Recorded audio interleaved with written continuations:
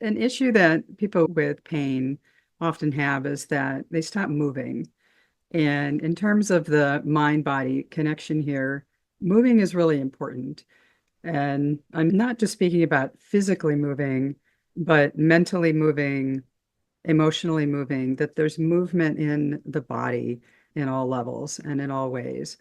What happens if we get stagnant is that we get caught in loops. So we get caught in negative thought loops. Our emotions don't move, they just get very, very stagnant, which means we can get depressed.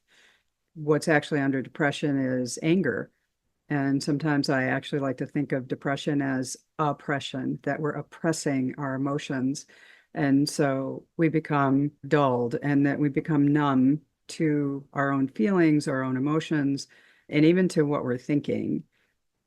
It all matters in the body because as we shut down, we actually end up in more pain because it is the body's way of trying to tell us there's a problem. The problem is we're not moving. The problem is that we're shutting down. We're not facing what there is to face so that we can move through it to heal whatever aspect of it needs healing, mental, emotional, physical. And so being able to move, which can be the same as just thinking a different thing, simply touching something that's really soft and paying attention to the qualities of that, and that you actually maybe even like something soft. The act of paying attention to something different can be beginning a significant change in your body, in your brain. So the lack of movement in our brain does a very strange thing. I've talked in other videos of mine where I talk about the body map in the brain and then the parietal lobe called a homunculus.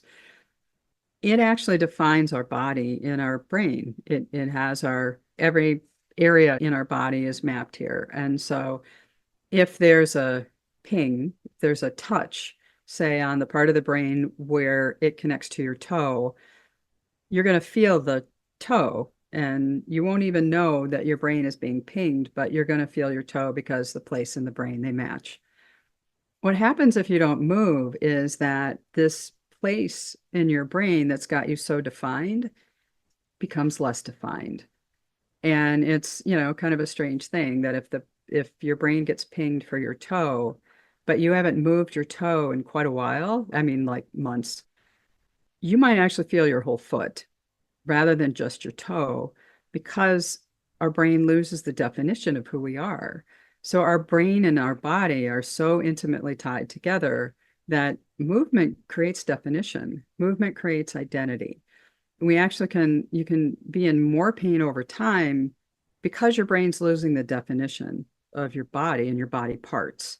So even a simple walk for 5 minutes where you're moving your legs and your arms can help keep the body defined. And in some aspects, then it keeps the pain defined, keeps the attention on where you need the attention. Say if you've got a hurt toe, that's where the attention needs to be, not on your whole foot. And so it's just another aspect of how moving is really important physically. If you're somebody who has had a tough life, that things aren't going so well, it's pretty easy to get into a space that life sucks and it's hard and I can't do anything to change it. My luck is bad. Those things create themselves over time. This is not about anything at all being your fault.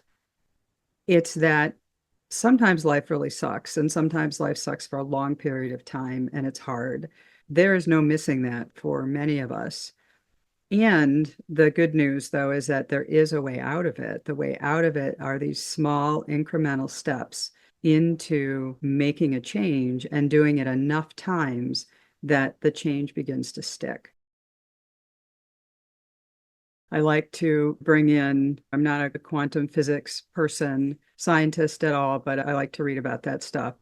And the very basic tenets of that is that there's these little particles and waves, they're floating around and they're there all the time and they're teeny tiny. And scientists have found that just the act of observing a particle and wave, they turn into whatever they think ought to be there.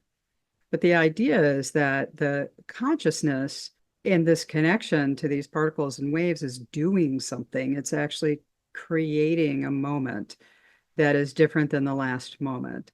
And so when it comes to the density of chronic pain and having a body that's shut down, the tiniest little movements can help you open up to a path of healing.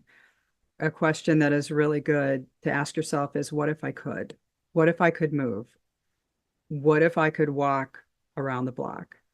What if I could change a negative thought into a positive thought? Many people who have serious conditions, the what ifs are negative. What if I get outside and I have to go to the bathroom? What if my back starts hurting really bad and I don't have a place to sit? Those kinds of what ifs are very self-destructive. There's things to think about, but what ifs are often a catastrophic kind of thinking that we create a story and then we believe it, and the story is not true. It's something about the future. Well, the future isn't happening now. You don't know what's going to happen in the future. You can think you're going to know because the what ifs are pretty convincing. But if a what if can be negative, why not have a what if that can be positive? These very small, tiny movements of I can rather than I can't are really important. It is what moves us into healing. It can take a long time and it can take many repetitions, but it's all worth doing because it's all moving in the direction that is really positive. If you find yourself stuck in the what ifs negatively, it's a really good exercise to counter the what if with a positive what if, to be able to see that neither one of those things might actually happen. They both could, but being able to be balanced in the center between them to recognize what's happening now is really important to look at because what's now is where the change can happen. The change doesn't happen in the what ifs. It's the what ifs can either creatively help you out of a state, or a what if can shut you down and be something, a vehicle that actually causes you to never move because fear gets generated. You stop moving out into your life. Movement out into your life, creating your life, means that you learn to understand and know what you like and what you don't like, what you want to move towards and what you want to move away from. And so over time, it becomes clear that, say, you like to write, or that you like to play video games, or that you like to knit, those things, when we're drawn to those things that we like to do and like to experience, the self-validating then becomes compounded and can help us move out of pain simply because we're having a different experience rather than being stagnated by it.